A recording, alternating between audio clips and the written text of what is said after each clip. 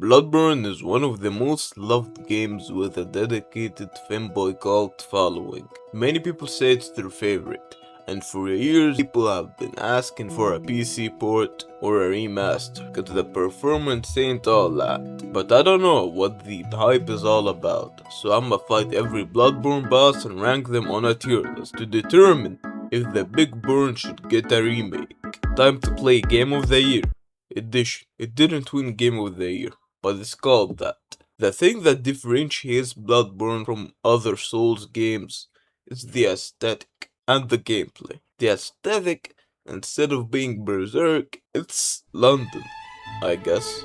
And the gameplay is fast as fuck compared to other Souls games, where you dash instead of dodging when locked onto an enemy. Oh, and guns that you used to parry. Wake up, new day, new me. You feel me? Hey.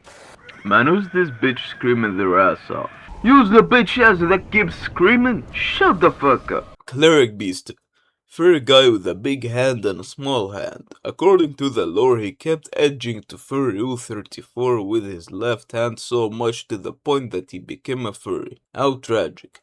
The fight's sight, but the camera's really bad, and you'll see a lot of that when it comes to giant enemies in Bloodborne. Pretty decent boss, beat it.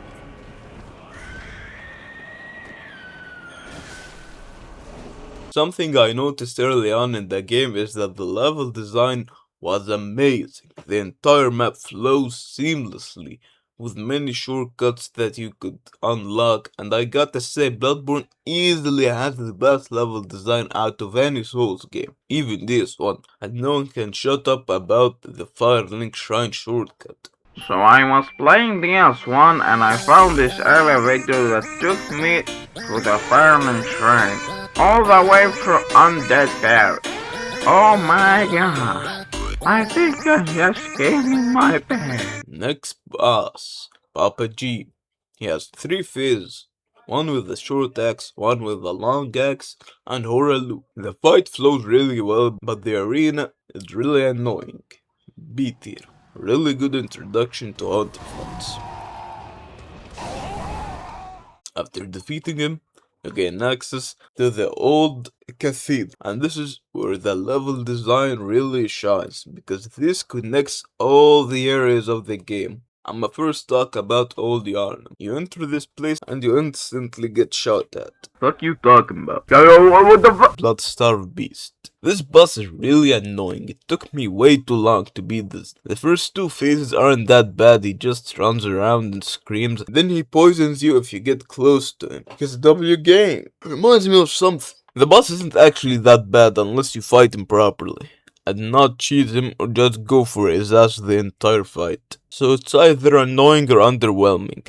D tier. Now I'ma talk about the elephant in the room. Blood vials are dumb as fuck. They don't regenerate when you die. Instead, they have to be manually farmed. Same thing with bullets, which is so annoying. You're fighting a godlike entity? Well, too bad, buddy. Go farm these monkey looking ass dudes for blood vials. After that, I went to Hemwick Channel Lane where I fought the Witch of Hemwick. Cool name, bruh.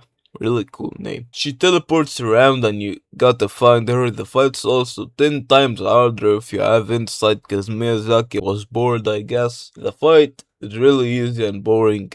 F tier. Next up, Amelia. The sound design was something.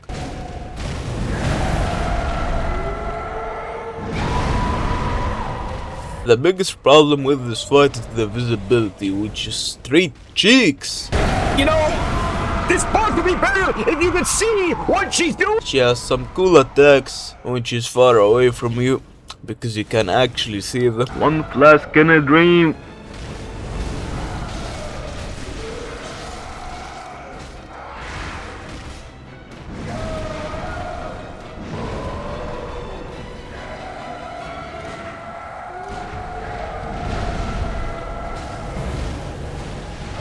Moving like Prime Jack the Ripper in this bitch. After Amelia, I went back to Hemwick, and I gotta say, this area is really cool. The shortcuts, the exploration are some of the best in Souls. Not the next boss though. The next boss is worse than Hitler. Shadows of Yarnum, a triple boss fight. One throws fire, one uses a sword, and the third one does both. and after you get one of them to half health, they turn into snakes. Like, who the fuck came up with this shit, bruh? The fight isn't that hard, but that doesn't make it any better.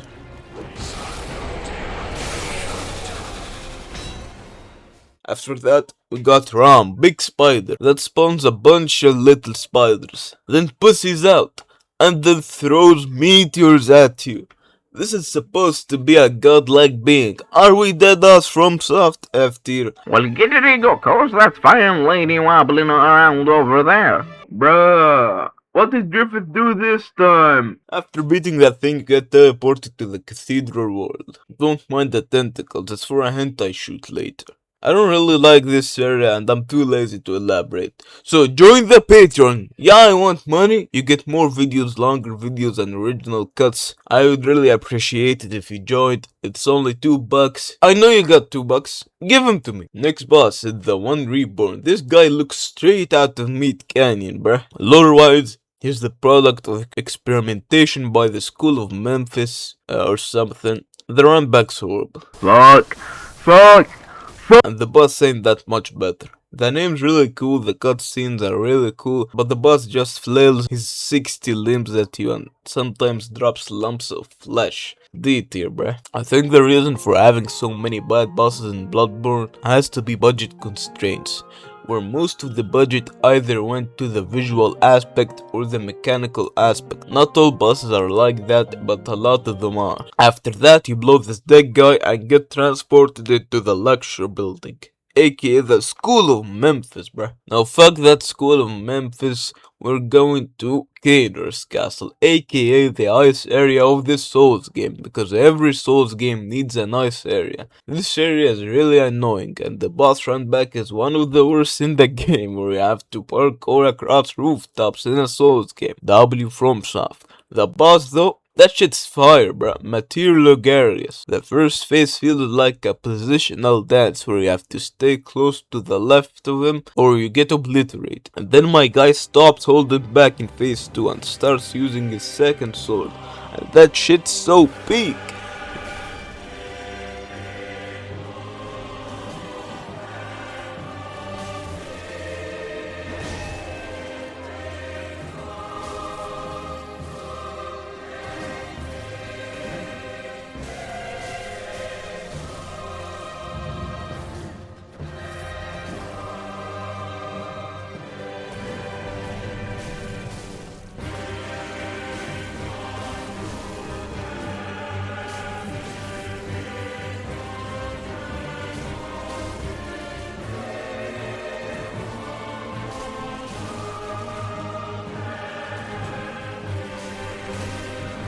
A tier. First phase, it's a little underwhelming compared to the second phase. After beating him, you meet this princess, and then you get the fuck out of there. After that peak, we got more bullshit. Celestial Emissary, a fucking boss fight where you have to fight a bunch of aliens with penis-shaped heads, and only one of them takes damage. And then he becomes a giant penis head in phase 2. F tier, bro. What were they doing, man? After AIDS, we got Hepatitis, back in Memphis. Mikolash, what a name, bruh. He runs from you, then he fights you. His only attack is this tentacle thrust. And then in phase 2, he gains this thing.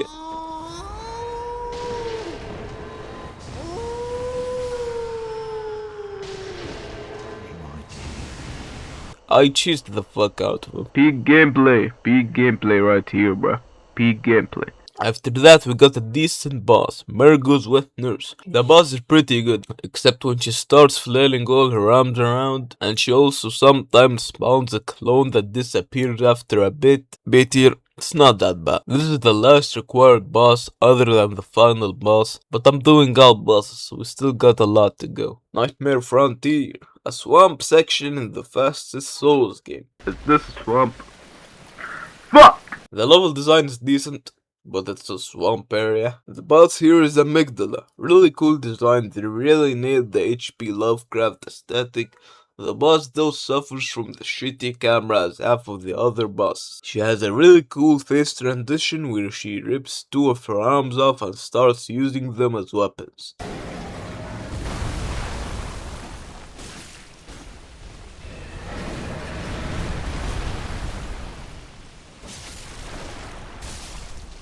Next boss is Ibriatus. I'ma be for real, this shit's sass. You can already guess what I'm gonna say. Other than that, she has this lunge attack where her entire fucking body turns into a hitbox, so if she does close range, you die. Her other attacks are totally fine though. D tier, really annoying. Now we got the DLC. My biggest complaint here is that the enemy health and damage is just overscaled. I was doing no damage to normal enemies and I was getting two-shot by them. The design of this area is really cool. That really shows you how distorted this place is. The first boss is Ludwig, and man, this one's unanimous. The first beast boss in Bloodborne with a perfect camera. The pacing of this fight's just amazing. You get audio cues and really smart telegraphs, like this lunge attack that is telegraphed by particles coming out of his mouth, and this jump attack, which has an audio cue of a faint scream before he jumps on you. And then there's phase 2, where Ludwig locks the fuck in and all of a sudden becomes calm and pulls out the Moonlight Greatsword. And the theme goes crazy.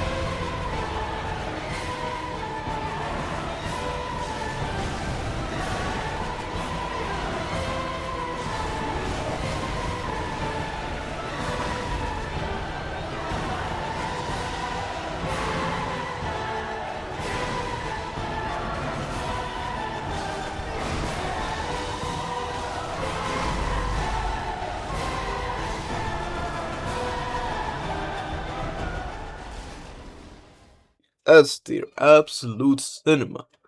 After defeating him, you got ballsack head boss. Bunch of ballsack heads, and you fight them, and they throw meteors at you. F tier. But it's all worth it in the end, cause the next boss is one of the greatest bosses of all time. You go into the clock tower with this corpse sitting there. Look at this cutscene, and what an introduction, bro.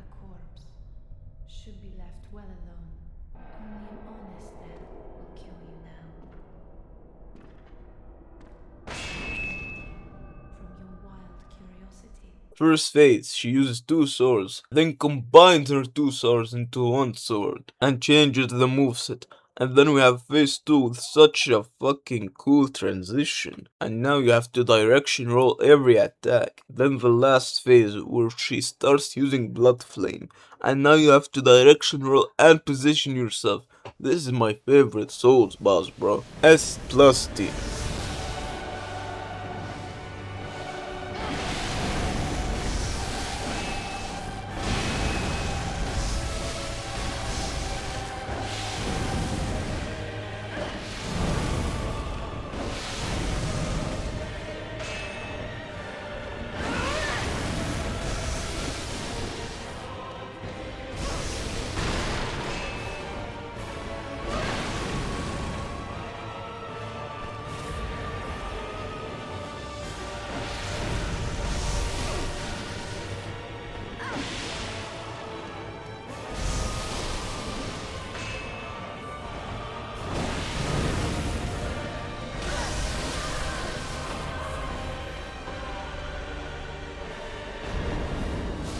Oh yeah, Lawrence. You know the boss would be good if I could see anything. And in phase 2, he slams his hand on the ground and shits lava out of his ass. D tier. Now it's time for the big guy, Orphan of Chaos. And what a fight. First off, I gotta talk about the sound design, cause it's ass. This guy screams way too much.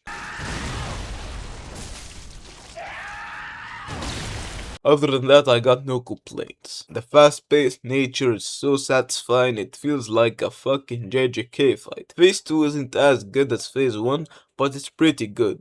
Orphan of Chaos gets an S tier.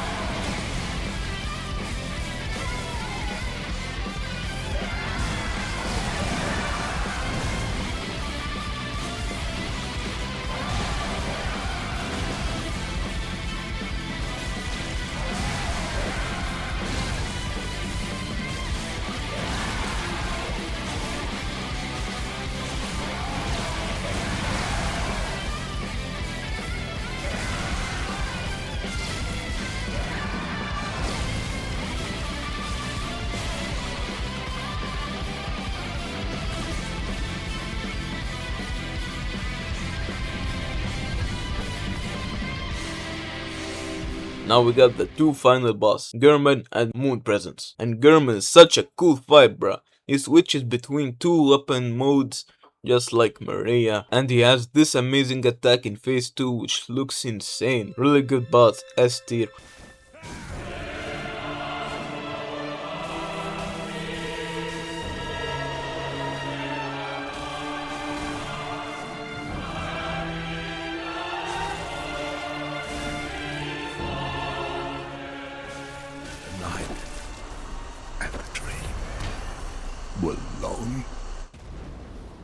After defeating him, you fight the moon, and this boss is the perfect looking Lovecraftian entity. I don't think they could have done any better. The camera on this one is pretty decent, but it's a little underwhelming. B tier.